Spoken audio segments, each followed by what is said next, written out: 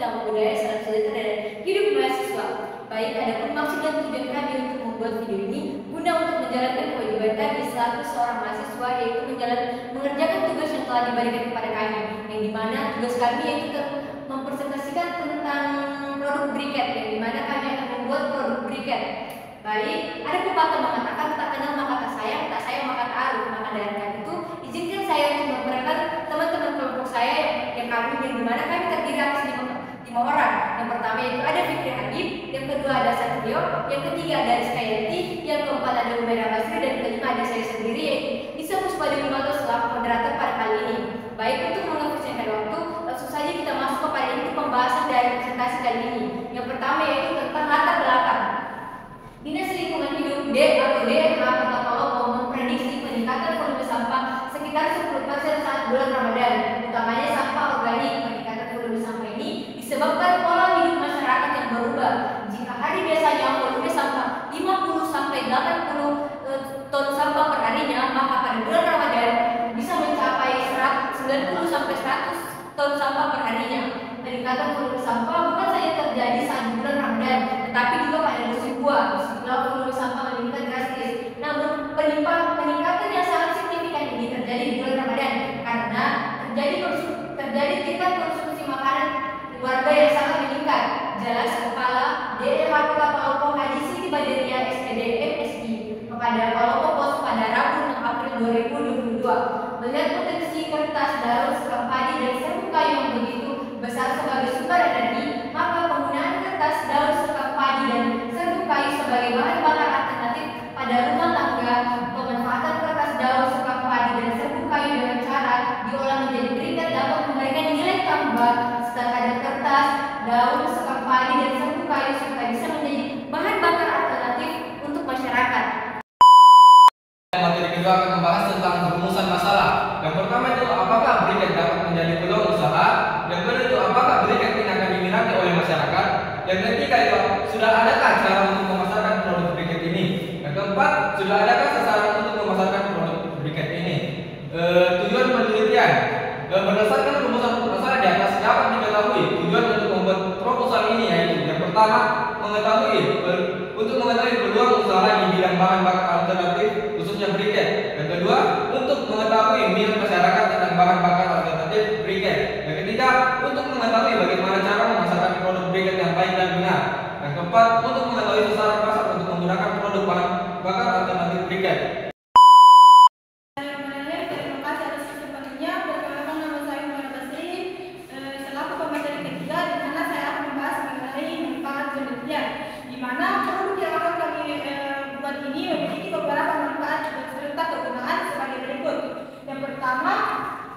Bermanfaat sebagai bahan bakar alternatif yang dapat digunakan untuk mengembang bahan bakaran. Yang kedua, memiliki panas yang kontinus sehingga sangat baik untuk pembakaran yang lama dan tidak berisiko meledak atau terbakar seperti kompor minyak tanah maupun kompor gas LPG.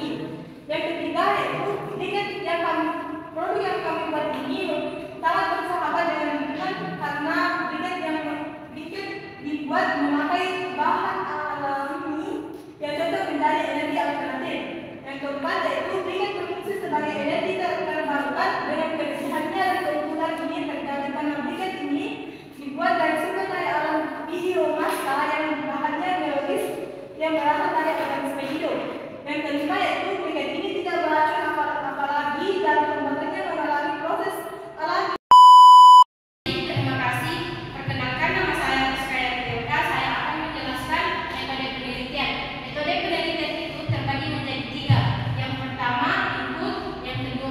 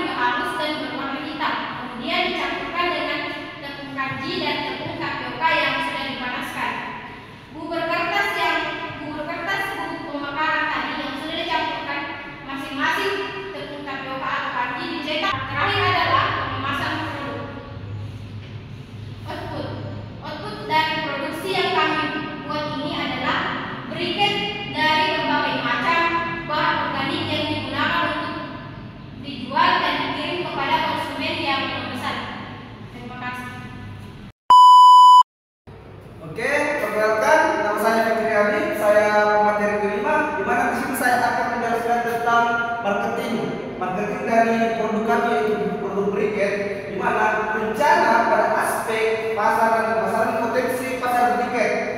Potensi pasar dari briket ini dapat dilihat dari permintaan briket yang terus meningkat setiap tahunnya dari tahun 2013 ke tahun 2014. Sedangkan pada tahun 2015 untuk 3 bulan yang setelah terhitung saja 40% dari total nilai ekspor pada tahun 2014, sehingga diproyeksikan pada tahun 2012 jumlah briket yang diekspor juga akan meningkat kembali.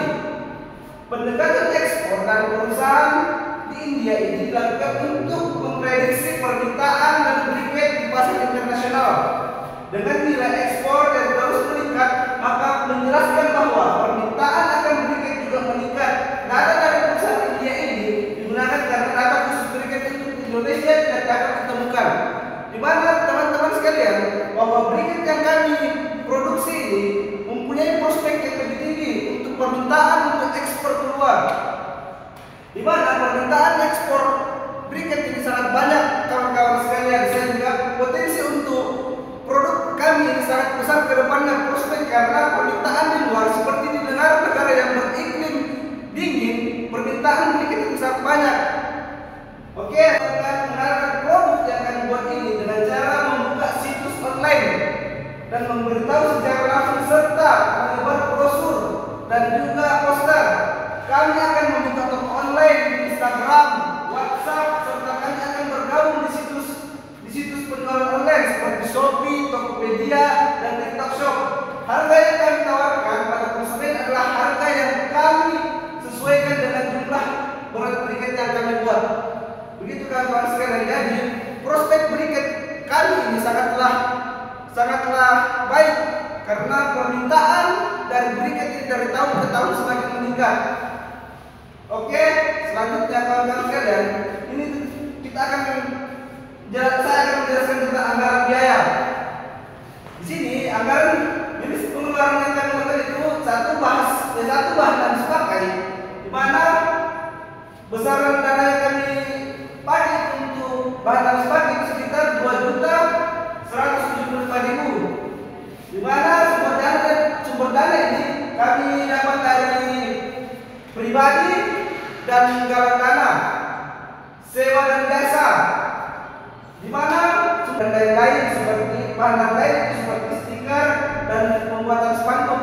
Pembuatan stiker itu kami gunakan untuk 200 buah, di mana harga per lembar stiker tersebut adalah Rp1.000. Jadi ongkos yang kami gunakan untuk stiker ini adalah sekitar 200.000, dan pembuatan spanduk satu senilai 150.000 dengan ukuran 3x4. Jadi total semua yang sangat tinggi, baik itu di segi nasional maupun internasional. Sekian dari saya. Billahi taufiq wal hidayah. Assalamualaikum warahmatullahi wabarakatuh.